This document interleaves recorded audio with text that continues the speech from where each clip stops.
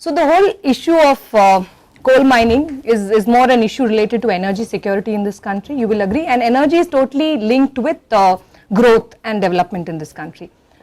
If you look at the current energy scenario in this country, renewables have a very small share.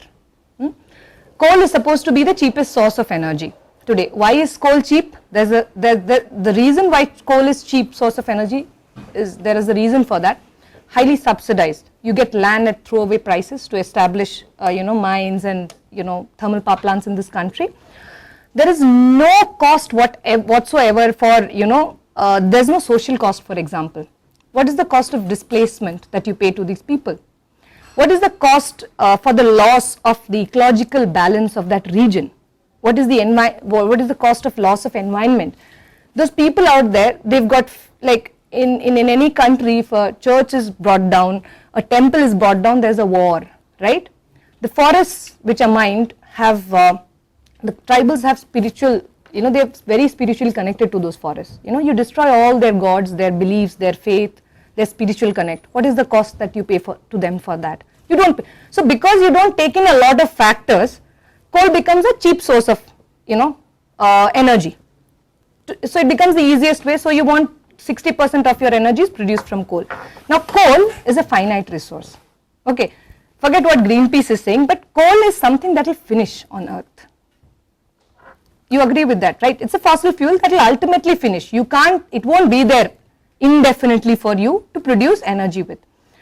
Coal pollutes. You'll definitely agree that there are carbon emissions which cause global warming, which in turn causes climate change.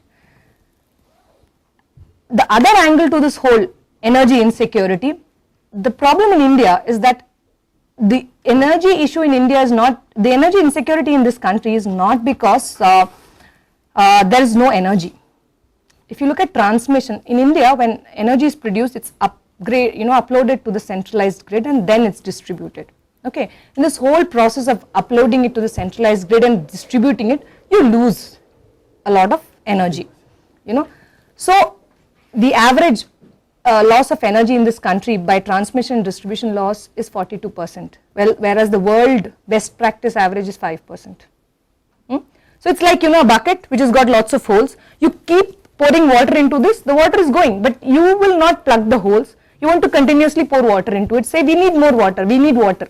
Okay, so energy in India from coal is produced, you look at, they don't want to work on efficiency, you don't want to work on transmission and distribution loss, you don't want to work on efficiency from mining. Like there's data which shows that efficiency at all levels from mining, there's n amount of coal that's lying at the pothole to be taken and used, which is not used. From there to in production inefficiency to the end user. Look at inefficiency in cities, so we don't work on energy efficiency, we don't want to work on energy efficiency. So the whole issue is not that we don't have energy. The issue of energy is linked to inequity, because whatever energy is produced is siphoned off to the nearby cities and industries. That's what is prioritized as against the villages. Because if you look at the whole thing, Singrauli has 11 mines and 9 thermal power plants. Then Mahan should have energy because it produces 10% of the total coal-based energy of the country. But Mahan villages don't have energy. Though there is it produces 10%. I live in Delhi, I have 24 hours energy. But the people in Mahan who've given up their land, or in Singrauli who've given up their land, don't have access to energy. It's strange, right? So the whole issue is inequity in distribution. This way we'll keep producing more energy, destroying more livelihoods, and we'll keep siphoning it off to industry and cities. And we'll continue to say that 1 out of every 2 Indians don't have access to energy, so we want more mines, we want more thermal power plants. So this whole debate, is much more, the whole development debate is linked to the energy debate. We don't want to invest in renewables. For example, I want to talk about another village in Bihar, which is called Dharnai. This village was, it doesn't have, there was no electricity for 30 years in that village. And Greenpeace has established a decentralized renewable energy model there, which tries to show that if you are talking about giving energy access to poor in this country, in rural areas, then maybe this model is flawed. this model of producing energy, uploading it to the centralized grid and then distributing is flawed. Maybe the way forward could be, producing energy in a cluster of say 50 villages and distributing it there itself. Because that's where energy insecurity is, right? Development, whose development? Development is for those regions also, right? Development, you'll definitely agree that, Mahan has a right to develop as much as Delhi. So, there needs to be schools, there need to be health facilities, there needs to be roads, everything. So, the whole thing is how do we define development, and is development taking away resources from people? Will ultimately taking away resources, snatching away resources and bringing them, making them migrant laborers. We keep seeing kids, on the road selling flowers. We keep seeing a lot of people, sleeping under the, flyovers in Delhi, right? How did they reach there? A lot of people who do domestic work in Delhi, they were once landholders in their villages. For some reason, they didn't have land, or, their land was taken away or whatever. What happens when people get displaced? Their resource or their source of income. Somebody who's never gone to school. See, again, the whole thing is we talk about mainstreaming people, right? What job will a coal, a thermal power plant or a coal mining company give to somebody who's never been to school? Manual labor? Because mine needs mine engineers, supervisors, all those people who are technically qualified, who are educated. By those standards, the people of Mahan are not, right? So if they give their land, they never get jobs in return. We filed RTI, we've seen that not even 10% of the people who were promised jobs historically for the past 30 years have been given jobs there. So whose development are we talking about, and what form of development? Is development taking away resources? Then there is this larger issue of how we perceive development, because I remember Dayamani Barla, who works in the Jharkhand belt, and she's a very forceful lady, a very strong fighter on the ground. When somebody asked her a question of development, she just stood up and she said that, can you eat coins? No, you need food, and food is produced on agricultural land, food is produced in the forests, we need water. So these resources will ultimately help us stay alive and develop. So how are we saying that destroying agricultural land in this country, destroying forests in this country, destroying water sources in this country are going to help us develop? How? Because ultimately we talk about the food security bill, we talk about prices of essential commodities rising, but then why is it rising? When the agricultural land will shrink, obviously in whatever little you produce, you will sell it at a higher cost. That's economics. Then why do we protest against it? So when we talk about development, development is having nutritional food, development is having health care, development is having a good education facility in your, development is not displacement, development is not losing your resources, development is not being chucked out of your homes. I don't know whether I've answered questions or I've raised more questions.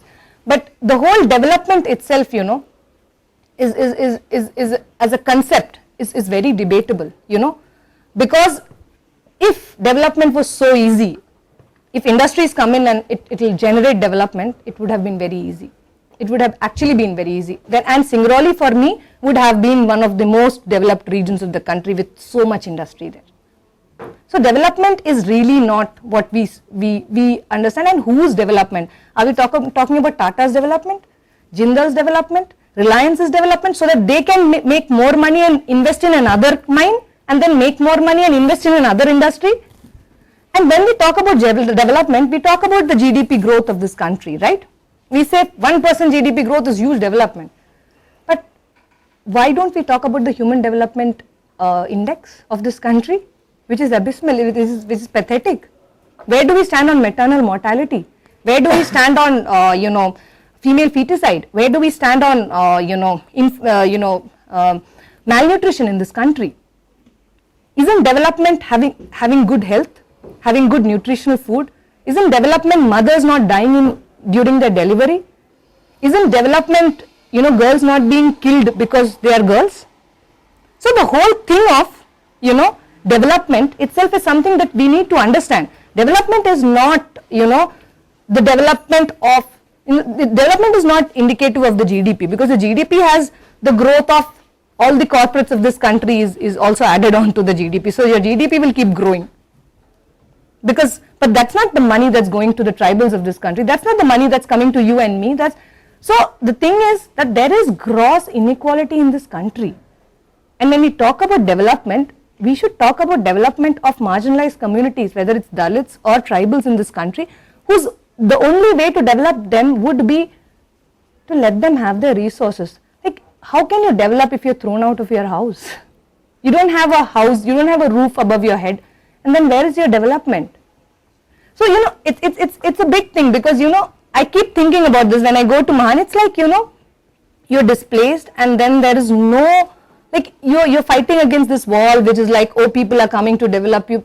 That's why the people of Mahan said, हमको नहीं चाहिए आपका विकास, नहीं करना हमको ये सब विकास. So the company comes and tells them, do you want to keep, you know, your children in the forest? For me, development, you know, sensitivity, sustainability has got very different meanings, because I was a middle class person who was born and brought up in the urban areas, and I reached Mahan. Now I'm de-learning all the things that I learned about development, about culture, about living, you know, together with tribals and all of this. Because I remember once going to Mahan, into one of these villages, and there was a, so Mahan has lots of sloth bears, you know, and there was this, there's a village called Budher, and it's in the core of the mine, and it's in the middle of the forest. And there, I went there, and that was initial, you know, so I was just scoping and researching and trying to understand and all of that. There was no fight per se there then. And the forest, you know, ranger and few deputy ranger had come down, and he was asking the Khairwars, you know, in that village to sign some form in which he could give compensation, because sloth bears had destroyed corn crops, you know, in that village. And he was like, if you give something in writing, we'll give you a compensation for, you know, wildlife having destroyed your crops, because the forest department is entitled, they can give these compensation. They were waiting for that village headman, the Khairwar Mukhya, to come down and say. And this Mukhya came and he said, no, we don't want any compensation. And the forest department people continued to say, it's your right, fill this form, take it, you will get money, hum aapko denge. He said, nahi chahiye paisa, you know. And then the forest department people finally got tired, and they just went off. Then I was sitting there and I asked them, but the sloth bears have destroyed your crop. Why didn't you just take the compensation? Because, you know, we city people are like so much into, oh, this right has been violated, I need compensation for that. That has happened, you know, so it's always in your system, you know, that if there is a violation, there has to be, uski bharpai honi chahiye.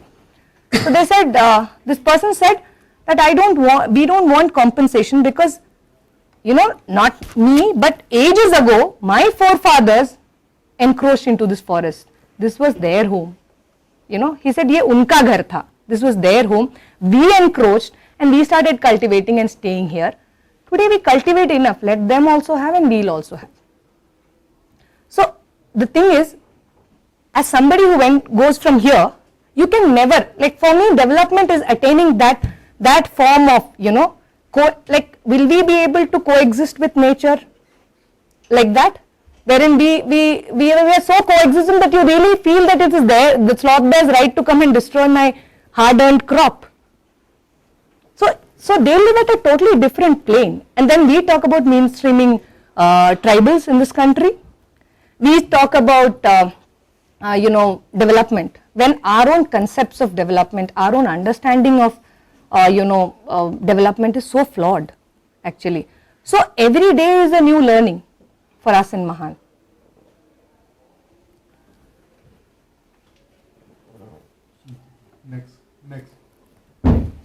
Next question. Any more questions? Like, Mishka? Could you use the mic, please? Thank you for your talk, ma'am. Ma'am, my question was, you spoke about how the SR police station was with you. So within that, if the state machinery is so with the corporate, right? How effective is, say, that move that Jayanti Natarajan says that she was under pressure? I mean, how effective is, say, a person in the ministry saying that she was under pressure, and or someone like, you know, someone in the ministry saying no, but at the end of the day, it's not really effective. So my question was, how effective is lobbying to, say, state machinery to get something done? I mean, seeing the ground reality. Yeah, it is. Lobbying is supposed to be the bad word with all the Neera Radia tapes and stuff out there. But yeah, I think there is a value in advocacy. There is a value in going and telling people the other point of view. Because I remember that while yes, we've never had a appointment to meet the Ministry of Environment and Forests, on the Mahan issue. But the Tribal Affairs Ministry was like, maybe because we kept on knocking their door, they gave us one appointment to meet them, and they were like, okay, let's talk to them and get over with them or something like that. But when we gave them all this evidence, yes, it did take us a year, because the minister was like, but there's that, so we got them death certificates, we got them all kinds of evidence. But at the end of that year, there was one person who was convinced, who was a minister of the cabinet rank, who was convinced that forgery had happened and it's wrong. And if at all, the basic minimum is at least have a fresh Gram Sabha there, and he felt compelled enough by his, his inner voice or his morality or whatever within him that pushed him to write a letter to both the chief minister. So you will find that sometimes this advocacy does work, sometimes it doesn't work. But it's when you campaign, you use multiple, tactics or, multiple things to kind of influence. Advocacy definitely is a tool. It has its positives, it has its negatives, but it's always good to try it. Like legal strategy alone, for example, you should not put all your eggs in the same basket, right? So if you just say that, okay, I'm going to challenge this in the legal courts, but then sometimes the courts rule against people. The Narmada Bachao Andolan was totally about, the court ruling, and people had so much high hopes on the fact that, oh, the court ruling will be in favor of the people. But then the court said rehabilitation. Yes, it has a lot of positives. For the first time in this country, we spoke about rehabilitation for huge large scale development. Big dams became a no-no forever, in terms of there's an international debate raked up, all that. So when you talk about these issues, whether it's at legal forums or in advocacy, there are both positives and negatives. Not every time do you actually win the argument, but I think even if you don't win the argument, it's worthwhile having those discussions and those debates, even if it's just having it with one person or two people or a group, because it gives the other point of view, because not every day does the Mahan point of view or the tribal point of view get put forth, in any debate. So it's always worth it, I feel. Ma'am, I partially agree with you and I partially disagree. Ma'am, I think land being acquired for, especially land of tribals and non-tribals also, being acquired for infrastructure projects or natural resource exploitation is something which is inevitable. It will happen. But as I see it, the issue is about striking a balance. Like, unfortunately in India we have a tribal affairs ministry which is completely defunct. We don't know what happens about tribals. So the issue is more about making the government responsible for the actions. Like, the government should, in fact, take out a policy to make sure that at the same time infrastructure is also there, but the rights of these tribals are not prejudiced, because issues of infrastructure are bound to arise. Hi, Prashant, could you have the question, please? That was a comment. Okay. Yeah. Sorry. Yeah, I definitely agree that there has to be a balance, but I also believe that, infrastructure is very, very little. Land is acquired in this country in the name of roads or railway lines is very, very minuscule as compared to huge land being acquired in this country in the name of industry, and they are two different things, So yes, there has to be a balance, and my basic issue is like, these are all finite resources. Land is finite, right? It will finish. Where? So, like, I remember when we were doing, when I went into Singrauli, there was this doctor who's been working in the Singrauli hospital, R.B. Singh. For 22 years, he's been practicing there. He's a surgeon cum physician cum, pathologist. He's everything all, bundled into one. Very interesting person. He was like, oh, you Greenpeace people, you are against coal mining. I am not against coal mining. That's the first thing he told me. And I was like, I totally understand, sir. That's your prerogative. But then when he started talking about impacts of coal mining, he was so vocal and he was saying that, see, I have nothing against coal mining, but if the government wants to mine this entire district, why do they keep people here? Remove people from this district, just keep this district for mines. He was like, mine करे ना, but लोगों को क्यों यहाँ पे रख के मार रहे हैं? As a doctor, I am bothered about health, and I know for sure what is the impact of this coal mining on the health of these people. So I am bothered about the health of these people. So where do we draw the balance? You know, it's a very difficult question. But as I say, as you said, yes, there needs to be a balance. We are also not saying, okay, tomorrow come and shut down each and every coal, powered, power plant in this country. No. But what we are saying is, when today you are investing in a technology that will go redundant in the next few years, you're locking yourself into a dirty technology which will need you to feed it with coal for the next 42. The average age of a thermal power plant is 42 to 45 years. Now with supercritical technology and stuff, it can go beyond that. But when today I am saying that India's energy paradigm will have a mainstay on coal, then I am locking myself into this dirty technology by investing in this technology, subsidizing in this technology for the next 45 years. Where there could be big changes, right? Renewables could come in a big way tomorrow. What will you do with all of this? So, and this is public money, right? How does the government give subsidies? It's the taxpayers' money that you're subsidizing with. So why should the taxpayers' money be invested in dirty technology that's going to destroy the environment, take away people's rights? So what we are saying is, we are not saying shut down every thermal power plant now. No, but have a plan to phase it out. You continue to see all these ill effects, and you continue to say we will double the coal capacity of this region, we'll double the capacity of energy production from coal in this country. Where are you going? And none of this is sustainable. This planet itself is not going to sustain itself at this. So there are larger issues.